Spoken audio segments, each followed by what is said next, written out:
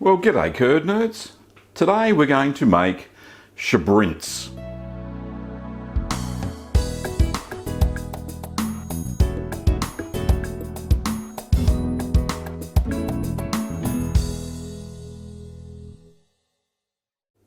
Now, Sbrinz is a Swiss cheese that is an AOC protected cheese. So this is a Sbrinz style. It is an Alpine style cheese, so it's cooked at a fairly high temperature and pressed fairly hard. It's hoping to be, when it dries out, it is shaven rather than cut. And you shave it with, I think it's a griole, a little thing that you wind the handle and it shaves off slices of this cheese. It's very delicate and very tasty. But we'll see that as we go through the process.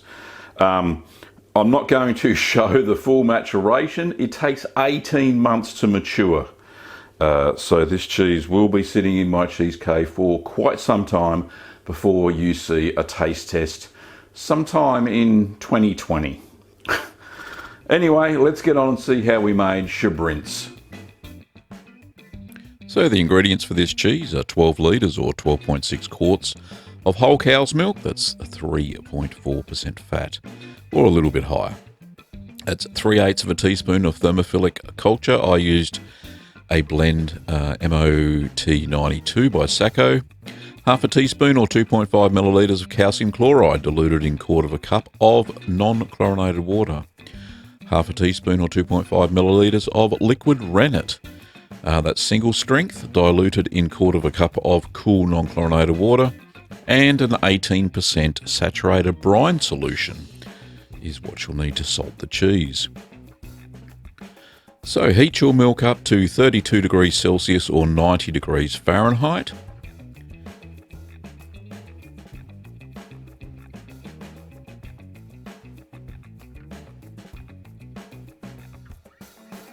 And we're going to add our starter culture now. Preferably you should take out the big stirring spoon. Makes it a little bit easier. Anyway, we add in the starter culture, just sprinkle that over the surface of the cheese. The milk. Ah, you're so funny, Gav. Okay. And I think I've got the last 1/8 to go, so that was 3/8 of a teaspoon. Here we go. Lovely. Oh, that's a magic spoon, that one. Probably reminding me that I should have taken it out. There we go.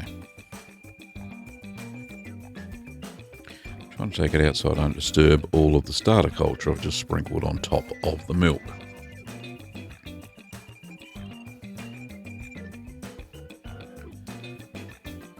Okie dokie. So now we're going to allow the starter culture to rehydrate for 5 minutes. So 5 minutes later, take the lid off. And we're going to stir in the starter culture throughout the milk.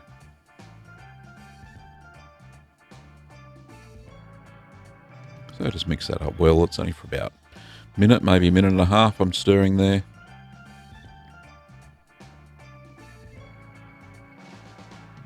And now we're going to allow the milk to ripen or acidify for 15 minutes at 32 Celsius. 90 Fahrenheit.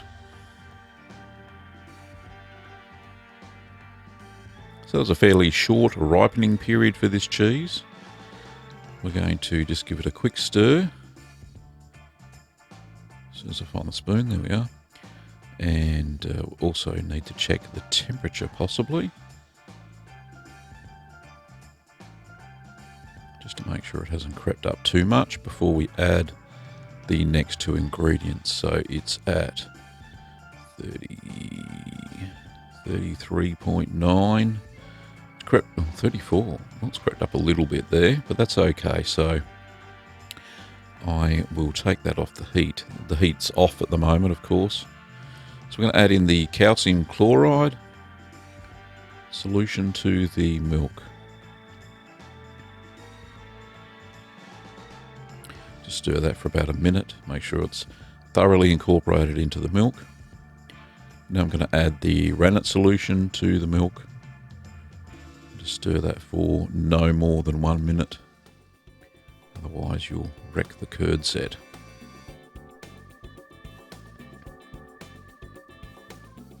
There we go. So I stilled the milk at the end there so it wasn't swirling around anymore.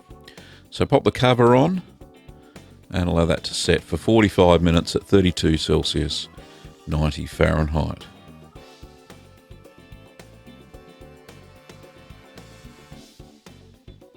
Okay, so let's check if we get a clean break. Probably not the cleanest break I've ever seen. A little bit sloppy on the sides there.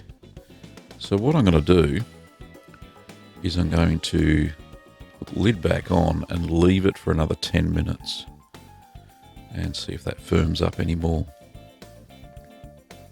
Now, it's possibly because I'm using pasteurised and homogenised milk for this cheese that I didn't get a clean break properly the first time.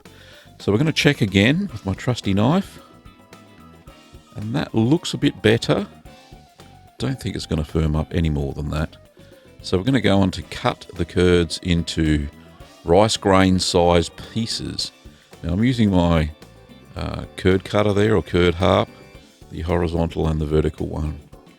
And I managed to cut the grains of the curd fairly small, so the curd size, into plump rice size pieces.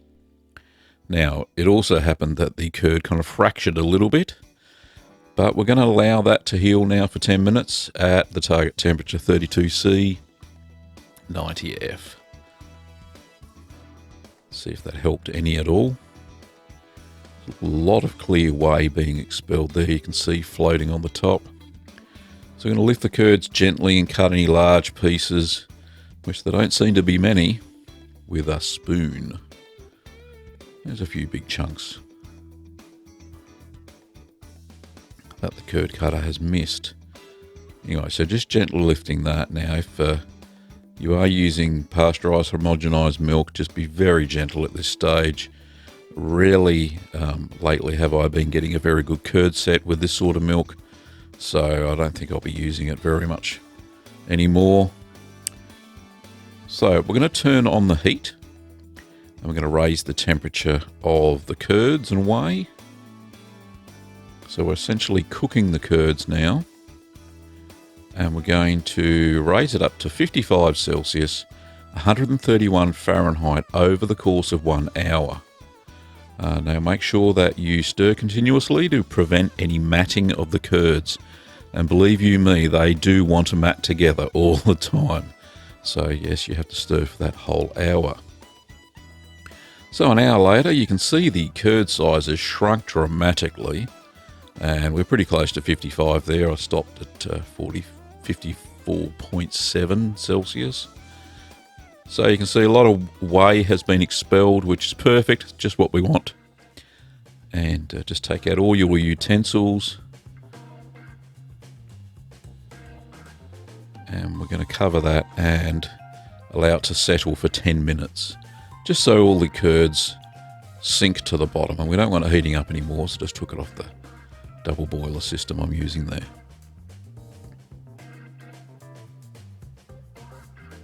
There we go, 10 minutes on the clock.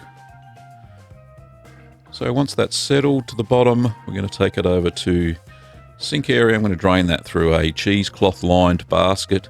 I'm using a 165mm diameter or 6.5 inches, and that's covered with cheesecloth in a colander, as you can see there, pouring that through.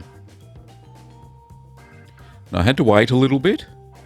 It looked like the video stopped there for a second, but I had to wait while the curds drained because I'm using the 12 litres of milk. It's actually too much for the basket, but I didn't expect it to fill up so fast. But anyway, let it drain a bit and put the rest in. I only had to wait there for a minute or so for the whey to drain through. It's fairly clear and it drains readily. So I'm just going to make that flat and move that over to the draining board area.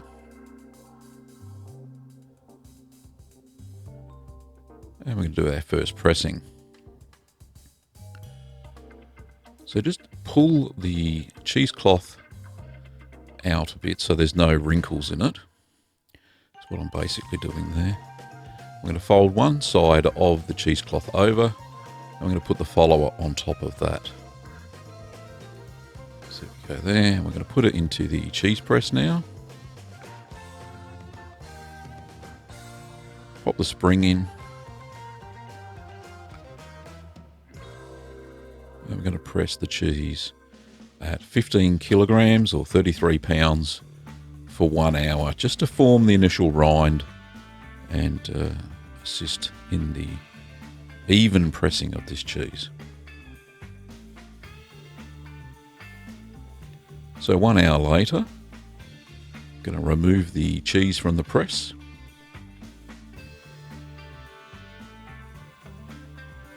Now be very gentle because it is quite fragile at this stage. And you can see they've got a big lip there that's formed. But anyway, gently turn that over and redress it in the cheesecloth. Pop it back in the basket and press at 22 kilograms or 50 pounds of pressure for 2 hours. So for me on my press, that's closing the spring all the way up, as tight as it can be and no tighter. Otherwise you'll snap the pressing plate, the follower. Okay, after the 2 hours, we're going to remove the cheese from the press, and it should have an even closer knit rind, which it does. Looks very nice now. And we're going to have a final pressing. Just turn that over, redress, press at 22 kilograms or 50 pounds for 12 hours. Usually that's overnight, and for me it was overnight. I came back to it in the next morning. There we go. So spring's fully closed up. So I've got maximum pressure applied. So meanwhile, make yourself up a 18% saturated brine solution. And here are the instructions at the little information bar on the top right hand side. So first of all, before we put the cheese into the brine, make sure before you touch the cheese you wash your hands. Now I always wash my hands, I don't always keep it in shot. I'm washing my hands with soap and water and give them a good dry before I touch any cheese. Okay, so remove the cheese from the press.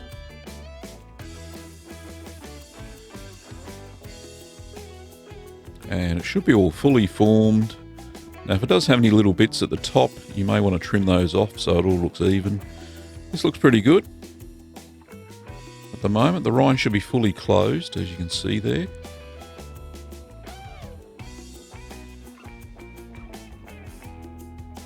So I'll just pop this into the brine now. So brine it for 14 hours and turn it over at the 7 hour mark, so halfway through the brining. So just let that float there. Now, because there's an exposed surface, I'm going to sprinkle a layer of salt on top of that so we get an even salting throughout the whole process. Now remember, when you flip it over again at the 7 hour mark, then to re-salt it on the top of the exposed surface.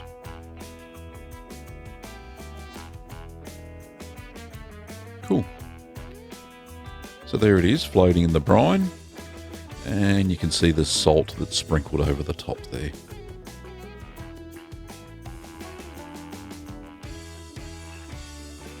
Very nice. The cheese is floating very proudly there.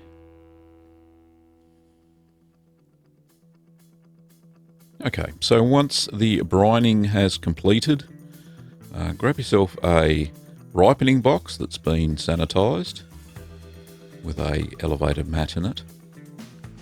I'm going to remove the cheese from the brine.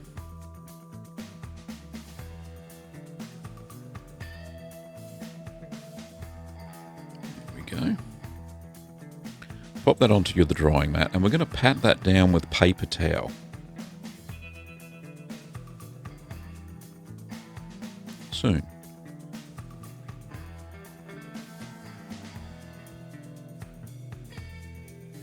So this is just a quick method of getting most of the moisture from the brine off, instead of having to wait for it to air dry.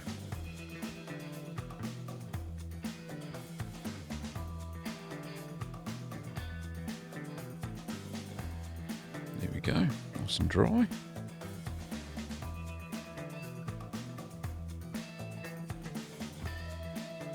And we just pop it on the mat.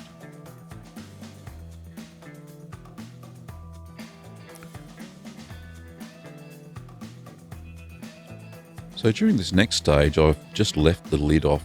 What we're trying to do is we're trying to do what's known as sweating the cheese for this particular one. We're leaving it at 18 degrees Celsius or 64 Fahrenheit for 4 weeks, and we turn it daily and we wipe it with a dry cloth. Shouldn't form too much mould because we use the thermophilic starter culture. Doesn't tend to be very moist. There's a little bit of mould on top, but I've managed to keep that wiped off.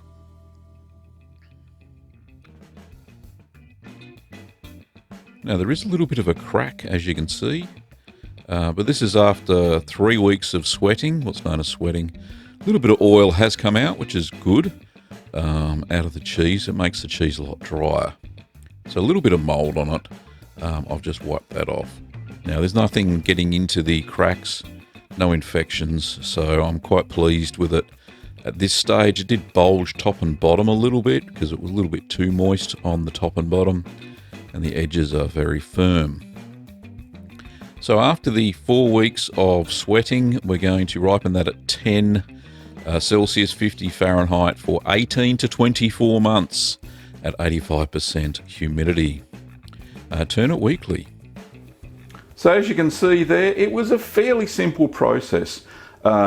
Actually, I was blessed because I was using pasteurised homogenised milk that the curd kind of shattered a little bit, and that kind of helped because we were supposed to have rice grain size curds anyway, so that didn't really matter. It pressed well, didn't have too many troubles other than that. We'll see how it goes during the affinage or aging of the cheese. We're going to age this for 18 months, and it sits at about 13 degrees Celsius at, if you're going to do a natural rind, between 85 and 90% relative humidity.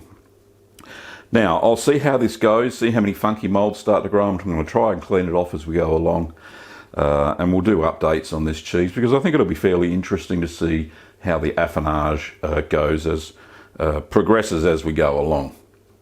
Anyway, thanks for watching, Curd Nerds, as always.